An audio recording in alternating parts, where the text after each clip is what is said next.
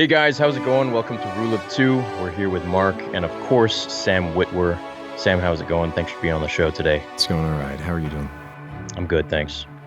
Yeah, I'm pumped, man. Thank you very much for coming out to the studio. Oh, You know, my we're needless to say, we're very excited to have you here. You know, we're all big fans. Thank you. From for me, I actually have been watching your work because I used to work on Dexter way back in the day. So, Wow. I remember you from your private collection and your camper and all that stuff. You know, yeah, so That was eye-opening. yeah. So look, we're here also, to talk about Sam's new show, the DC Universe All-Star Games, which is very cool, man. I've been looking into this stuff, and being an RPG guy myself, I sort of love the approach that you're taking to it, of kind of really taking what RPGs are really about, at least for me, which is like a platform for creativity. Right. It's like Yeah. setting up the sandbox, right? Like, when I was in the video game world, like we used to call it sandbox game, design, because there's like systemic storytelling. You have a boundary, and then you're allowed to play in that world, and that's kind of the basic setup, right? You guys are taking the DC Heroes fundamental platform, which is a RPG from the 80s for all of those guys that don't know, and you're sort of modifying the rules a little bit, creating your own characters. Yeah, that's kind of the idea. I mean, we had compliments of John Lee Brody. We had a sealed box set from the 80s. So, it's a nice excuse to unbox that and learn the rules and play it. I mean, I was vaguely aware of the RPG when I was growing up. So it was a real pleasure to dig in and check it out. Cool. Yeah, I was a little bit more partial to like the West End. Me too. Star Wars Oh, yeah. RPG. Did you ever play that one? All the time. It's a very fundamental piece of my own Star Wars fandom. Yeah. So, Theory. Did you ever play that one? No, I didn't actually. So first of all, you should totally check it out, because the West End Star Wars RPG game is where a lot of the expanded universe lore comes where from. it comes from. Yeah. It was the first time anyone had been putting together and codifying that stuff. That was like everyone talks about Timothy Zahn and Heir to the Empire being the beginning of that. Well, Timothy Zahn, these were his reference books. This is so much of what were in his books were from the RPG books. Yeah, So- yeah, like holocrons and like a lot of the planets and like a lot of the Sith code and all this stuff actually comes from that West End Star Wars RPG game, which was something that like me and my friends used to play it all the time, but we didn't really understand how to play it. We didn't have the multi-sided dice, and I believe DC Heroes works with two 10-sided dice. 210. The West End Games works with 6-sided dice. That was a 6-sided. Oh, okay, so So you really got it wrong. we really got it wrong. Yeah. The DC Heroes uses 210s. And so tell me a little bit about how this show sort of came to be, and how you. I know Freddie Prinze Jr., who's also huge with us Star Wars fans. He's the executive producer of the show. Yeah. So how did it all sort of come about? Well, I honestly, I think it's just me and Freddie and John coming up with excuses to play games with each other. That's basically it. Hey, want to play this game? Sure. Is there any reason why we shouldn't do it on camera? No. Let's do it. So that's kind of the thinking. So pretty much that's the phone call you get. It's like, hey, like let's play a game, but since Right. we're in the business, let's roll some cameras and bring That's some fun people on board. Essentially it, yeah. And I dare say the people that we have playing with us are a lot of fun. Really, really fun people. And the show's available on the DC Universe streaming platform. Okay, there's 5 episodes that you guys have Right. made. There's 2 of them have already aired. Yes. As the recording of this show. I myself have not seen it yet, but I am. I haven't seen it yet either. So Oh, that's okay. fine. I don't have the courage to watch it. I will eventually, but the fun of it was because when he brought up the idea and said, "Hey, let's play this old '80s DC RPG." When I started looking through it, everything that they describe in the game is very '80s centric because it was made in the '80s. Like when they describe Batman's utility belt, they're like, he has a microfilm camera, and it can take like a lot of pictures, and then and it's small. and portable. And then he's also got a micro cassette recorder. He pops these little cassettes in, and he can record and like Right. Very spy on analog. people. Yeah, and so I'm looking at my cell phone and going like, I've shown up Batman from the '80s. Like I'm a more equipped Batman than Batman was in the '80s. So I said to Freddie, I'm like, look, everything in this book, the equipment, the characters, the style, it's all '80s. So this has got to take place in the '80s. And he's like, yeah, that's cool. What are you thinking? To which I said, well, I'm not going to tell you what I'm thinking because you're a player. So I'm going to take this and run with it. And I came up with the idea of bringing us all back to the to when this may have been happening. The '80s. John Hughes, for example, was a huge influence on everyone in the '80s, and so even if you weren't in high school in the '80s, you understand kind of what that is because of his movies. And so I kind of created an '80s mashup world where everything from, I don't know, there's sort of flavors of Karate Kid and Say Anything and John Hughes movies, and it's just this basically this '80s world fused with the DC world, and the actual show is about these teenagers that are locked in detention on Saturday. If that makes any sense. Well, I mean, it makes sense using the reference. Yeah. Yeah, totally. So we find out what that's all about and what's been going on. But there's it starts very simple and very small scale, and then once the story gets rolling, you see that it's there's some crazy stuff going on. But yeah, so the sort of thematically, I think the reason I decided I wanted to do that is that back in the '80s, if you played role-playing games, I mean, you were a dork. You were a geek. It's not something that I advertised to people, Right. when I was going to high school. And things have changed now. Yeah. Now it's awesome to be a dork. It's cool to be a dork, thank God.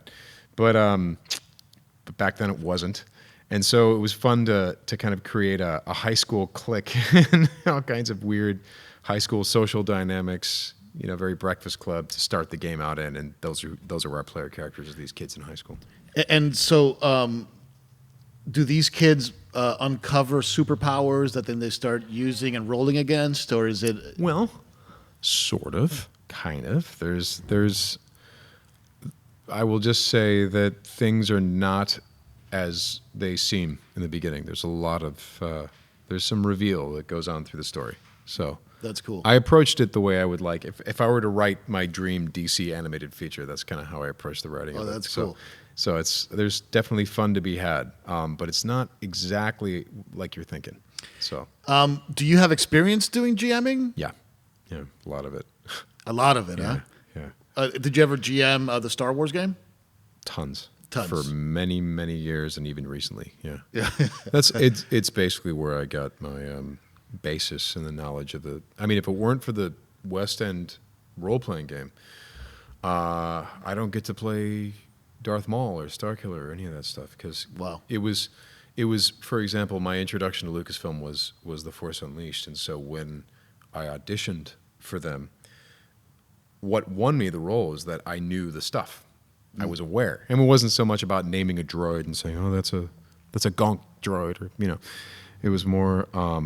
There was one of the scenes. Starkiller is meditating and assembling and disassembling his lightsaber with the Force.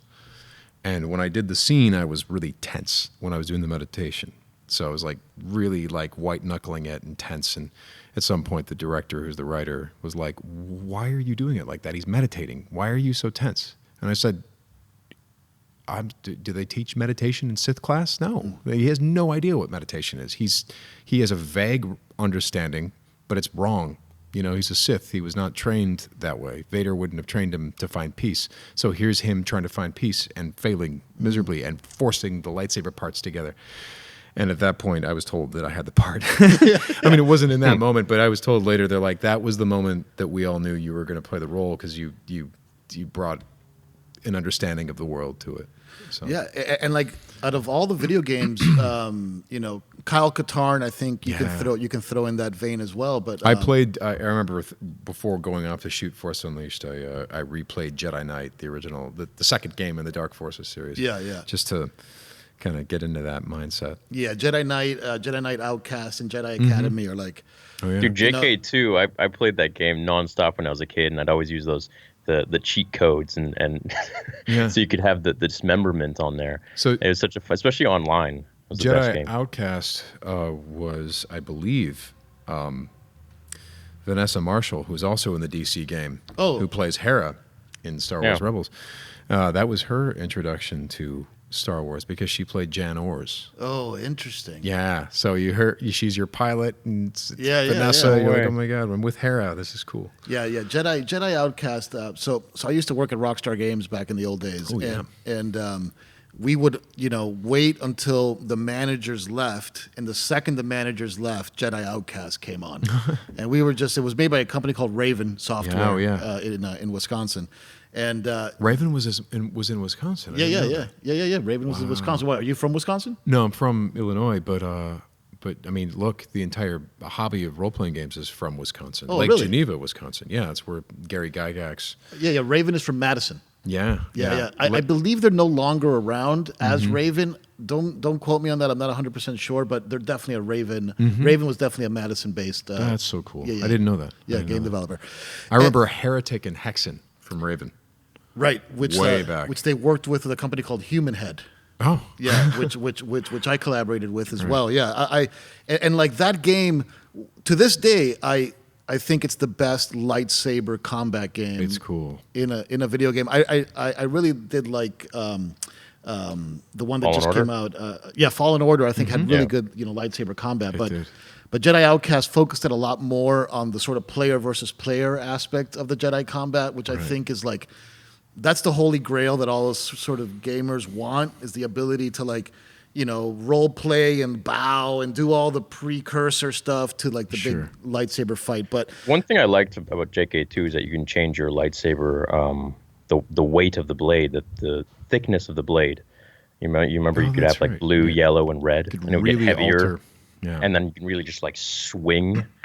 when Yeah, it was cool. like you can have like the Ralph McQuarrie like super thin blade and No. I don't remember that. So like if you're playing online multiplayer or something, you can make your blade movement faster, but it would be a weaker blade. There was like a light method, medium method, and then like the heavy Yeah. method, where there's this big Oh, I baseball see. bat Yeah, swinging yeah. type style. Yeah. So do you guys plan on doing this show beyond the 5 episodes? Is it too early to talk about that, or? Hard to say. I mean, we might not. We'll find out. But it really, I think it depends on if the fans are like, hey, this would be really fun to continue. I'm sure that we would be happy to do so. Yeah, that's cool. But it's I dare say I think it went really well. The story unfolded in a really satisfying way, and part of the fun of it is learning what's the deal with these kids. What is the deal with them? That's part of the fun. And every episode, you kind of get a little bit more information about that. And how much of that sort of exposition and evolution of the characters is coming from you versus coming from the role players themselves making their choices? Well, the thing with role-playing games, if for anyone that's listening to this that hasn't played, is that I'm like the writer, I'm the director, I'm also the entire supporting cast, and I'm the narrator, but I'm not the protagonist. The protagonists are the players, so they can do whatever it is that they want to do, which means that sometimes you go off the rails in really kind of fun and wonderful, dramatic ways.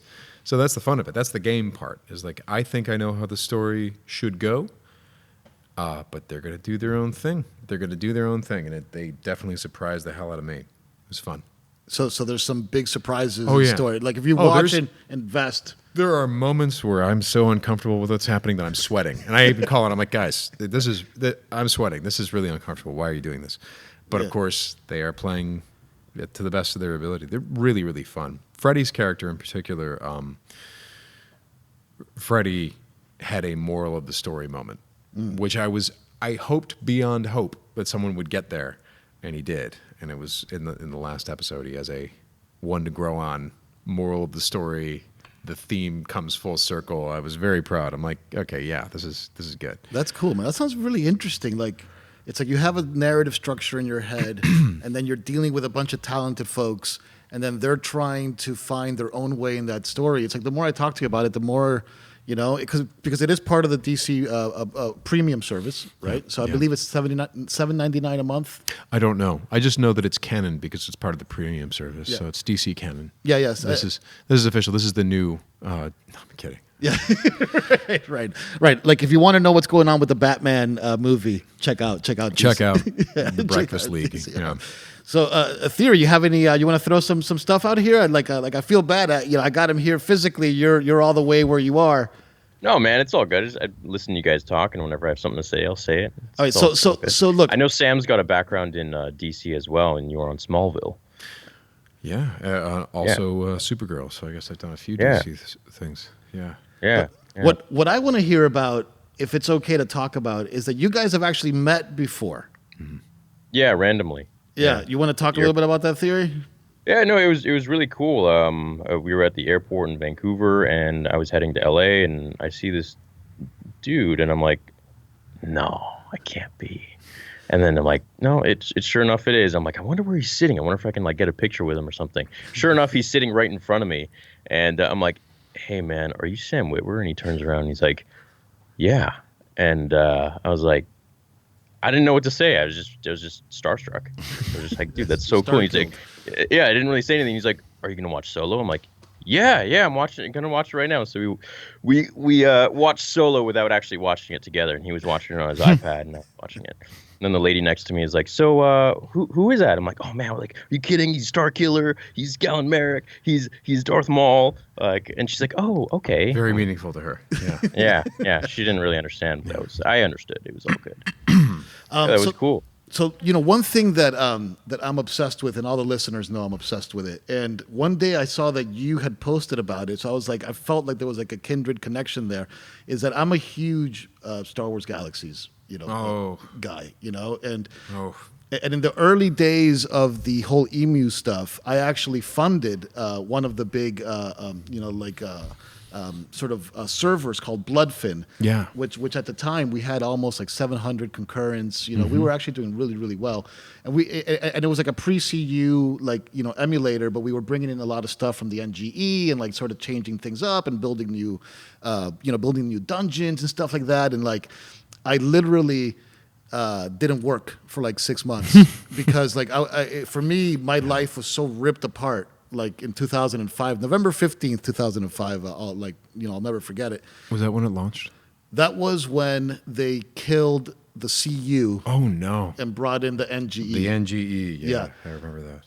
And so that was tough. Yeah, it was very tough. But I know that you still play a little bit. Do you play on the official EMU server? SWGEMU. I'll pop in there every now and then to relive the good times. I mean, what was so funny about that is that, no one was going to beat Warcraft. Right.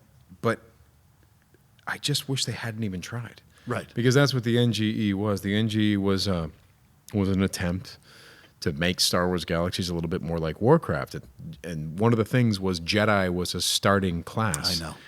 And ironically, when you add that many Jedi into a Star Wars game that's set in the Empire era, it suddenly doesn't feel like Star Wars anymore. Like it felt like Star Wars before that. It really did. And I remember reading interviews with certain execs or something like that. They would say stuff like the John Smedleys and the SOE guys, whomever it was, and they would say stuff like, hey, no one signs up to play a video game that's an Uncle Owen simulator. Right. And the thing was, you're like, oh no, plenty of people love that. Like I love just going out in the desert on Tatooine and being like, I heard there's a guy out here who has a shop who makes a really cool, awesome component for my starfighter. And they say that he makes the best capacitors or something like that. And so you would drive out in the desert looking for someone's shop, you'd find it, and then try to make a relationship with the shop owner, who's another player who created a shop. That's what he wanted to do for the game. And that's all he does. He didn't want to go off and fight, Goraths on, Endor or whatever the big giant thing. Yeah. I mean, hell, there were planets I never even visited, but everyone had their priorities, and there were some people who just loved to be a musician or a dancer in a cantina, And so the social aspect of that game was amazing. Right, and you had to go to the entertainers and the doctors To heal. to get buffed. You would sort of get post-traumatic stress from all the combat, so you would have to go and heal that fatigue. Yeah. In a cantina, it forced you to be social, but it was amazing. Like, people were actually social and, for the most part, civil. Like, So- really cool, really nice people. So when you played SWG, did you unlock Jedi back in the old days? No, I had a couple friends that did, but no. Yeah. I didn't even want to. I was like, Yeah. I'm happy to be. I had kind of like a Han Solo ripoff. I called him John Solo. Like, it's like I don't know, the cheap discount. I've been knockoff. trying to get Theory to play with me SWG for how long? Yeah. And like now, a and then he year- over told a year me now. like not too long ago that he thought I was talking about the mobile game. That's why I just blew it off. I was like, no, dude, I don't want to. Like, yeah, for sure. Yeah, I'll play it. Yeah. Yeah. no So, worries. so right now, for anybody, and I've talked about this ad nauseum, but right now, I think the best emu server out there is Legends. I think Legends is really good. Have you that heard of right? Legends? Yeah, I haven't played it though. Yeah. Legends is like, ironically enough, Legends is a NGE emulator, but it's a lot easier to get into it and have some fun with it because it's got all the content from the NGE. So it's like it's pretty content complete. Where the Emu, it's still very difficult to get Jedi, and it takes a very, very, very long time. But I love that. Yeah. It's People, absolutely. I remember we would be like in a city, and there was a person that ran by in Jedi robes, and we just stopped, and we're like, "Oh my God, it's a Yeah. Jedi!" And then there were bounty hunters after him. We're like, Right. "Oh my God, this is amazing! I can't believe we're seeing this." And like, the first time I unlocked Jedi, the people that were grinding with me, and we always used to grind on Dantooine, like they had their little speeders out and little macros set up so that when you heard that, and like you started seeing that little bounty hunter, because if, like, in the game, if another human character saw you playing your Jedi, you would show up on the bounty hunter terminals. Yeah, you would show up on the bounty hunter terminals. So there was people coming after you all the time, and every time you got killed, in the CU at least, which is where when I unlocked, you lost 250,000 XP every time you died. In the pre-CU, Permadeath. permadeath. Dead. Yeah. So it took you 5 months to What do you mean? unlock. Like you lost all of your everything? No, yeah. So it took you Yeah, 5 lost the months. character. Yeah, Yeah. you lost the character. Hardcore. Nice. Yeah, it was. I mean, that's the way it's supposed to be. So to Sam's point, when you saw one, everybody was like, "Oh, Oh my God, it's a Jedi!" I mean, Yeah. and not to mention they were also, you might be in the fight of your life with like 10 of your friends getting killed by some giant monsters, and if a Jedi showed up, it was done.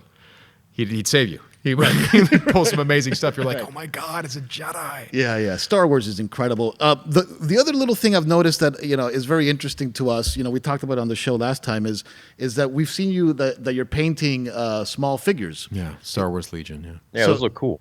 So is that for a game or is that just for? it is a game. Star Wars Legion is a tabletop game. It's kind of like Warhammer, but in Star Wars. And but I've been painting because I used to love doing it when I was younger, and then you don't have time to do it. So then when you have a few weeks that you're like, "Oh, I think I have time," I have dropped everything and have just been obsessively painting up armies and stuff. I've been getting into the whole 3D printing thing. Oh, cool. And I've been on this project that I'm trying to make Yeah. a chess set out of lightsabers. So try to pick the lightsabers that represent like the dark side and the light side, and like who's the king and who's the queen, et cetera, et cetera, et cetera. And it's been like, I mean, this is like on the weekends, and like every time I print it, like it breaks. It's just like, printing isn't easy. It's tough. But Theory yesterday reached out to the fans, and we got over 3,000 questions for Sam. Theory, you want to start kicking off some Oh, of so those questions? that wasn't just you exaggerating. You actually got 3. No, we got 3,000. Yeah, no. I thought you were like, uploaded it was like 3 million. No. We got 3,000 questions. Wow, that's cool. Yeah, no, I posted a video around 7 o'clock last night just saying, hey, interviewing Sam Witwer tomorrow. Ask your questions below. And yeah, I think there's like 3,500 in that time already.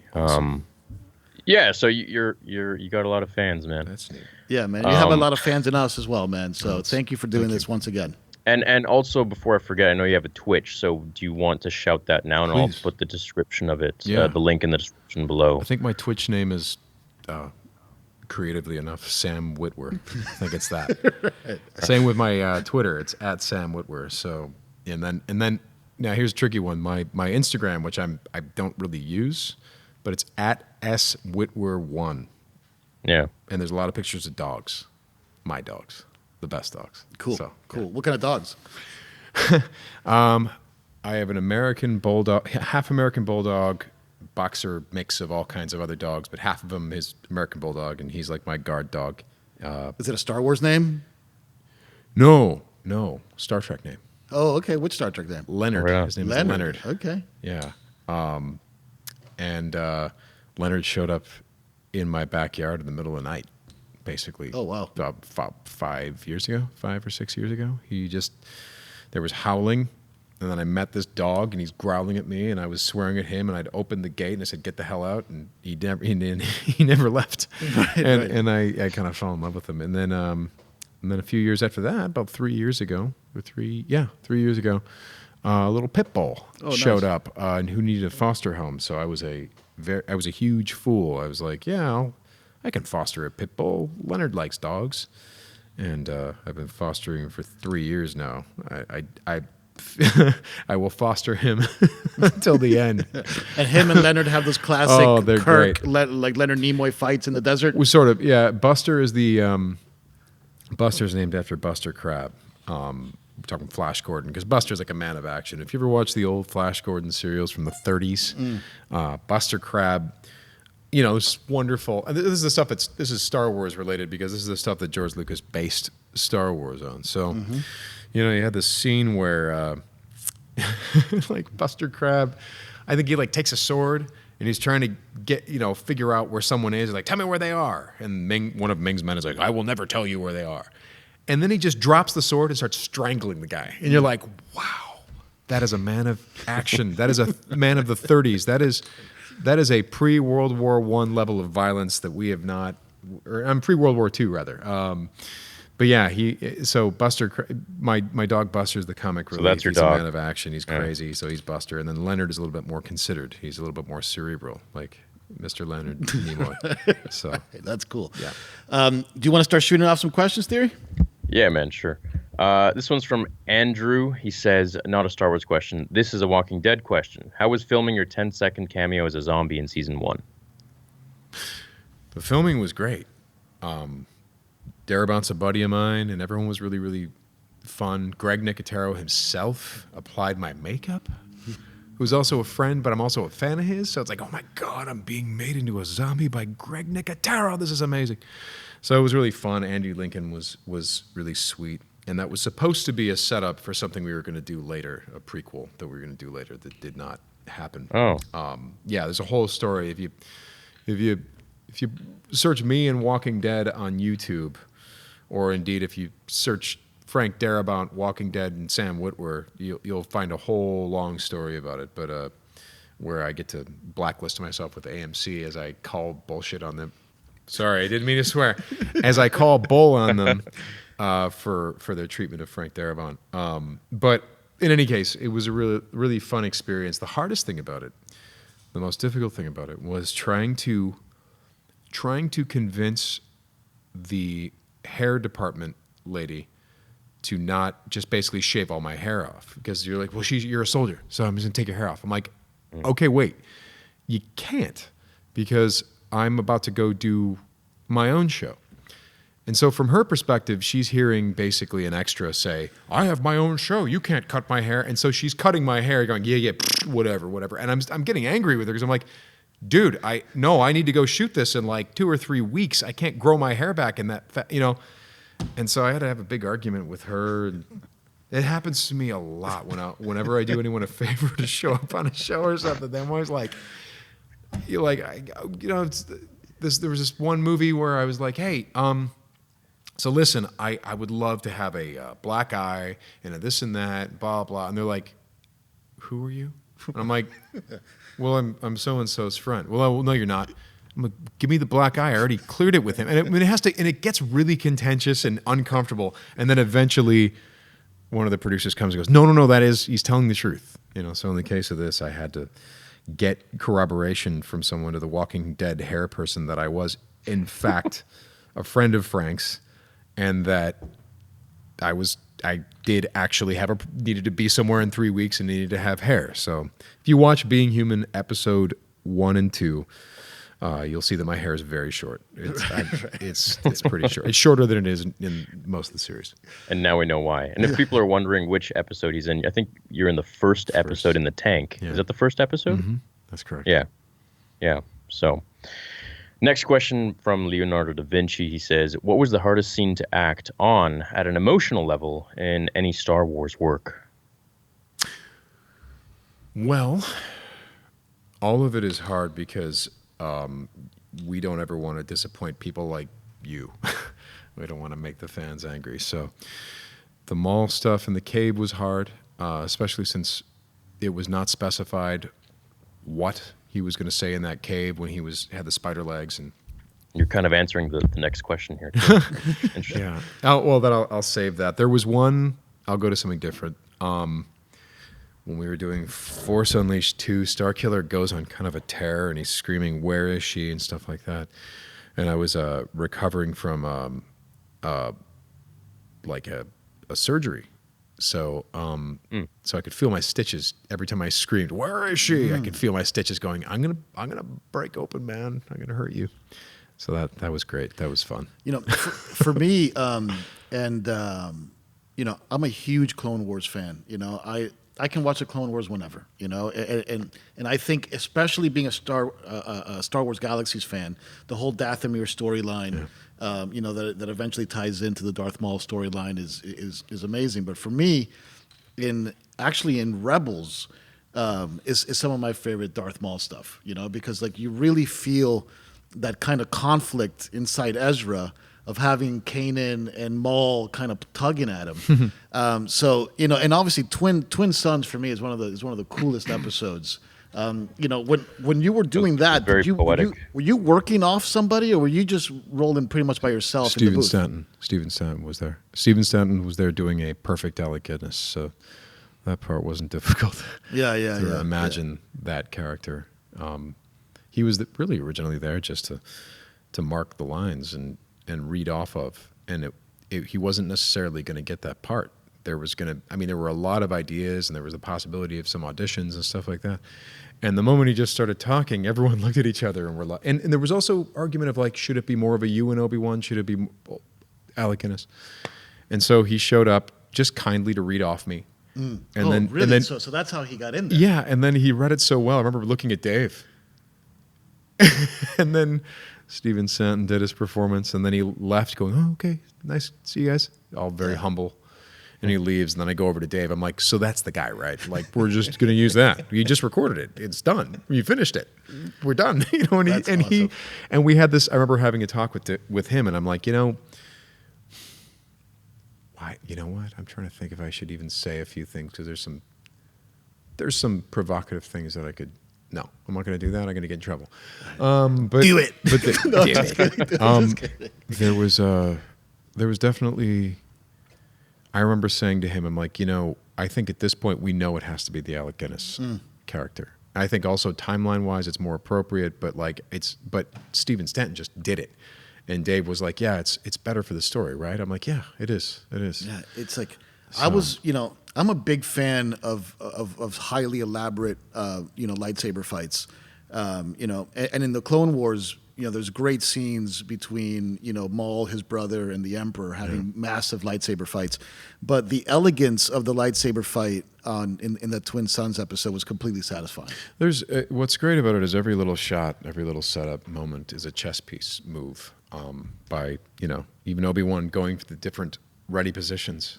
The thing that I've been saying for years is it's almost like when you bump into the high school bully, but you're 30 now. But you bump into the high school bully, you suddenly become 14 again, and you become petty and petulant and angry, and you're not, you know what I mean? Like it's unresolved stuff, and you haven't seen this person since high school. It's the same thing with Obi-Wan and Maul. It's like this grudge that goes way, way back. So when Maul does his thing, the first thing Obi-Wan does is he does his, sort of his kid self. He turns into Ewan McGregor for a second. And then takes a breath and goes, "Oh, no, that was the mistake. That's the guy that fought in the war. We learned that was not the way to go. Mistakes were made back then. I'm actually Ben Kenobi," and he goes to the Alec Guinness pose. And then he's like, let's see if this see if I can play the same trick on Maul. And then he assumes the Qui-Gon Jinn pose, thus cueing Maul up, who's still 14-year-old high school guy, bully, or whatever, cues Maul up to try the same move that he tried on Qui-Gon. I mean, it's a very interesting interplay between the two. You're like, move, counter move, psychological game. And it all has to do with a huge misunderstanding on the part of Maul. He does not get what he's looking at. He doesn't understand it until he gets hit by the lightsaber. Then he's like, because he sees this guy and he's a old desert rat. He's nothing, and it's time to end this finally. There were many times I could have ended it. There were times where I tried to end it but didn't. There are times I've hurt this person, and there are times that he's hurt me. But it's time to put this away, because this was, when I was cut in half, this was the last time. It's the last time that Maul, that life made sense. And ever since then, it's been spiraling out of control in this weird cycle, of rises and falls in this guy's life.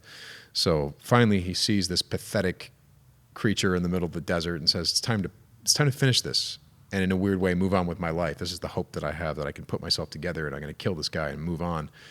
And he completely misreads it. And the moment the lightsaber hits him, he goes, "Oh, this is not a desert rat. This is a Jedi Master.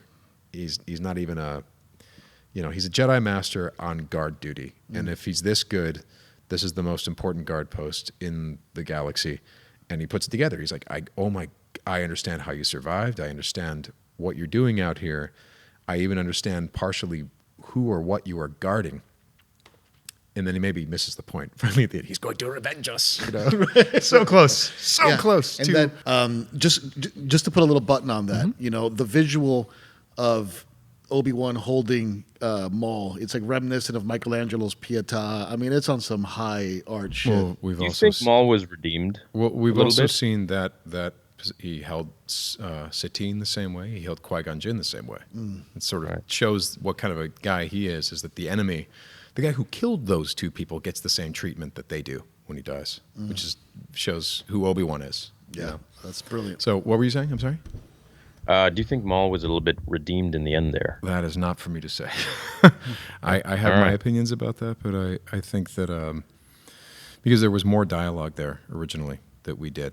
There was more dialogue that we recorded, and a lot of it was taken out. And I think that was a good call. It's interesting, I think, that there are so many people, it's like Dave says, that some of the fans, everyone cares about it for sure, but the fans need to take care to not become Sith, to not become so absolute in their thinking, to not think that it's this way, it's that way, and it has to stay that way forever. And it Star can't Wars change. fans? No. Yeah, it's a very so it's interesting if we had released the story reels with all of the dialogue at Maul's death, I mean, there would surely be fans who were like, "Well, but that was the original vision." Be like, it's not the original vision until it comes out, guys. It's what I mean. It's these things change and evolve, and I happened to, when I saw how it was evolving, I was absolutely in support of stripping out the dialogue at Maul's death, because it let the fans interpret it more. It put it more in the fans' hands in terms of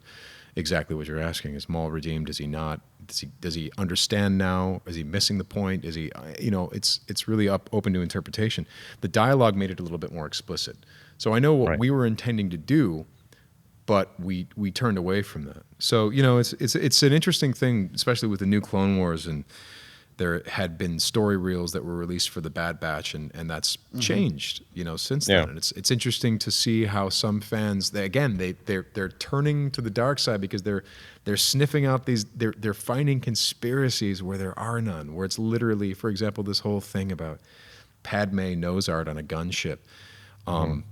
That scene does not build off the new scene with Padme and Anakin. And the Padme and Anakin scene does not build off the nose art scene. When you see them together in the cut, you're like, one's got to go, because you have this much time in the episode, and you have to create an impression that propels you forward in the story. And when you have 12 episodes to lead to our finale, which is a very, very eventful, very epic, huge finale with very specific story points, you can't have 2 points about Padme that undercut each other. It's got to be one or the other with a definite color that brings you through, that gives you momentum in a direction that brings Anakin into Revenge of the Sith, not a non sequitur about nose art. Now, if we had 2-3 seasons, you could put the nose art in another episode; it'd be fine. You know what I mean? Because it's a really funny scene. It's cute. They came up with both scenes, but ultimately they don't build on each other. The example I give is